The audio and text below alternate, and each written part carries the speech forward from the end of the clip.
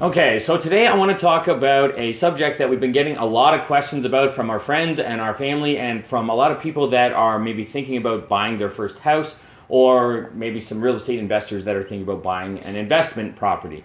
And that subject is the Toronto housing bubble. The housing bubble. I guess I should say the alleged housing bubble. Yeah. Because it really only is alleged to be a housing bubble. And not just Toronto specifically, it's Canadian real estate housing bubble. Yeah, so what is the housing bubble, first of all? Well, a bubble is really just a name that people give to the market when, in their minds, the market is overvalued and has a coming correction soon in the future. So if the market's going to lose a bunch of value sometime soon, that's what we call a bubble. But the thing is, you don't really know if you're in a bubble until after it corrects itself. So that's why I call it the alleged housing bubble. People speculate that we're in a housing bubble because the rate of inflation, they believe, is just increasing at an unsustainable number, and that's why they believe that the housing bubble is actually going to burst and housing prices are going to plummet, and it's going to be this disastrous crisis. So what does the bubble mean? What with all these people making these claims about the bubble, what does it mean? Well, in my opinion, it means nothing. As far as from an investment standpoint, it really doesn't mean anything because, like I said, until the bubble bursts, you don't really know that you're in a bubble. Or if the bubble bursts. It isn't necessarily until the bubble bursts. Exactly. The bubble may never burst. Now, most people will disagree with that and say that these appreciation rates are not sustainable. It's insane. 24% appreciation is unheard of. So they expect something to change. Now, maybe it will change. Maybe you'll see a slight decrease in the rate of appreciation. But keep in mind that even a decrease in the rate means that properties are still going up in value, just not going up as fast as they were the previous year. And what you might see is a staggering motion of the market just going up and up and up. And some people, they could be right to think that it's not sustainable to be appreciating in the double digits. And that may be true, but it doesn't necessarily mean that the entire market is going to crash. It may slow down, things might balance out, but it's not as if suddenly housing is going to plummet in Canada. It seems like every single day, if not every other day, I'm reading another one of these headlines or another article from some major media outlet. Warning, the bank's raising red flags. Alarm. Alarms go off. Everybody should be afraid.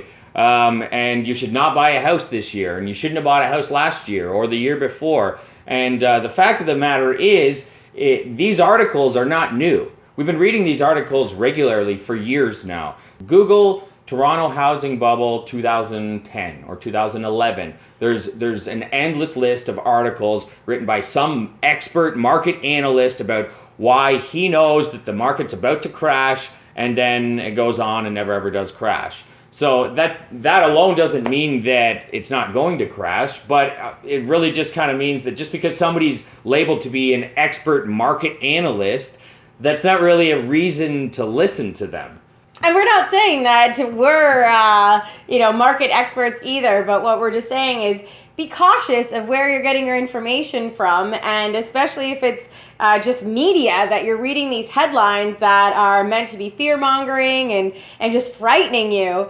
So why are all the media outlets and news channels saying this stuff if it's not true?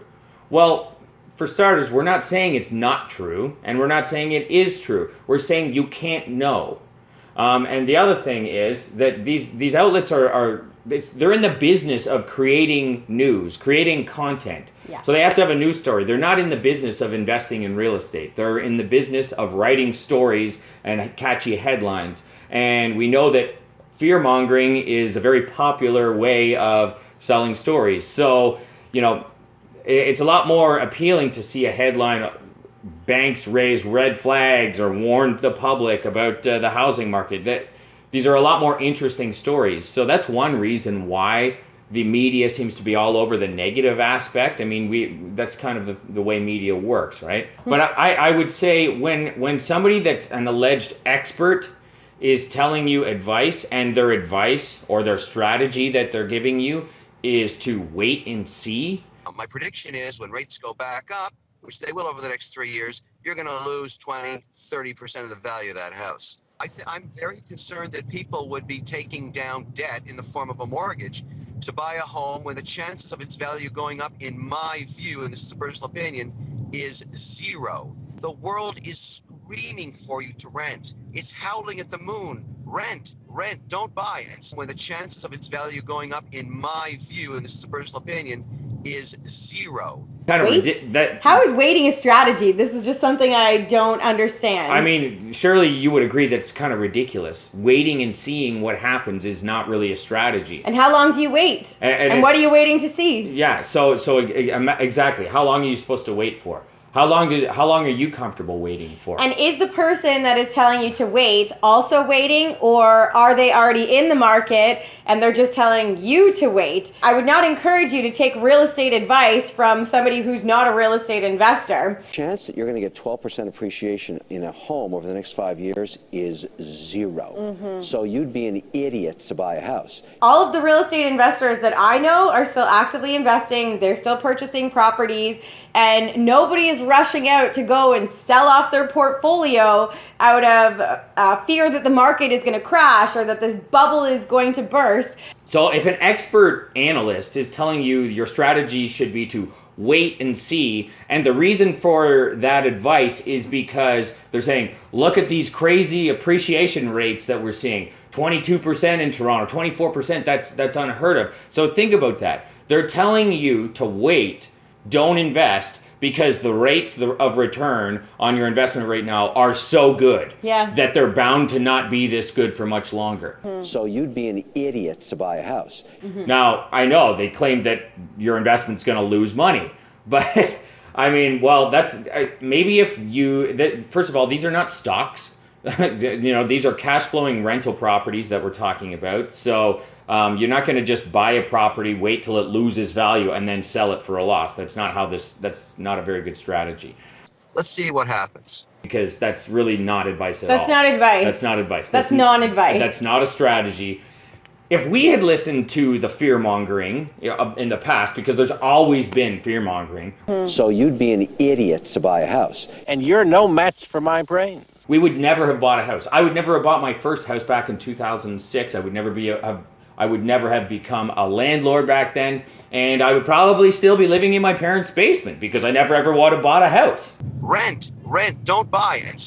And I sure as hell was not going to rent a house from somebody else. And you would have still had your wife. Yeah, that's true. I would have still had my wife, but we probably wouldn't have been able to afford our wedding. We might not be married. Yeah, that's okay. But we'd be together.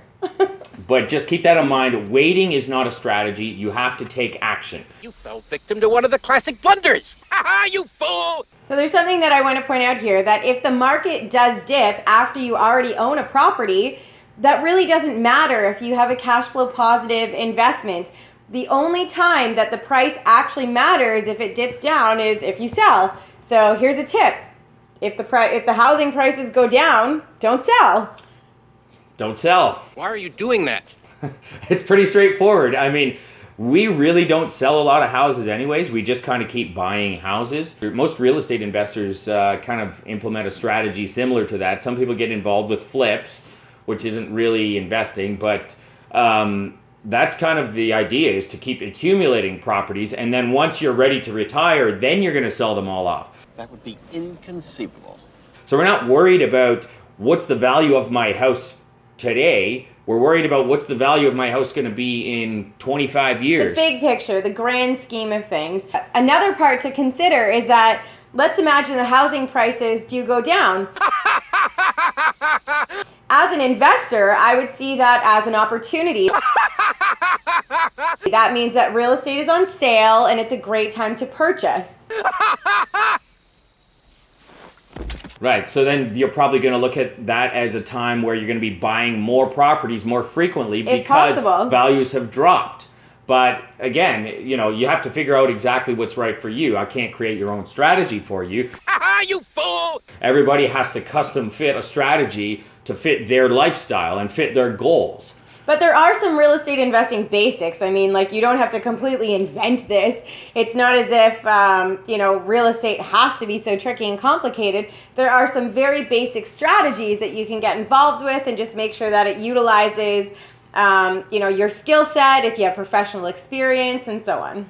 And another thing is that people are afraid of is if interest rates go up. And again, the same thing applies that I just said. Is if the bubble pops, you have to implement a strategy that insulates yourself against that danger. So if you're worried about interest rates going up, then lock in your mortgage. Fixed rate. So you don't have to worry about it for years. But in addition to that, make sure that you're purchasing a property that you can rent out for higher than what your expenses are. So if that means putting a larger down payment to take the principal down so your monthly payments are less, to make up for the raising interest rates that you're concerned about, maybe you need to do that. Maybe you should lock in your interest rate.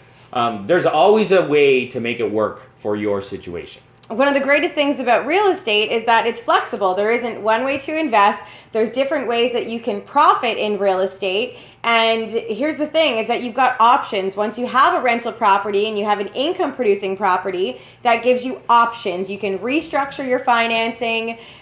You can rent it out for hire. You can renovate and so on. If you own a house or you own a rental property and you're thinking you're going to sell, wait till the bubble pops and then get back in. How long are you going to wait for? How long do you plan to wait before you get back into the market? Because whatever that is, 8 months, 10 months, 2 years, you've automatically guaranteed that you're losing out on all of the rent collection. That means you're not paying down the principal of your mortgage. You no longer have the monthly cash flow left over after expenses. You're missing out on all of the tax benefits.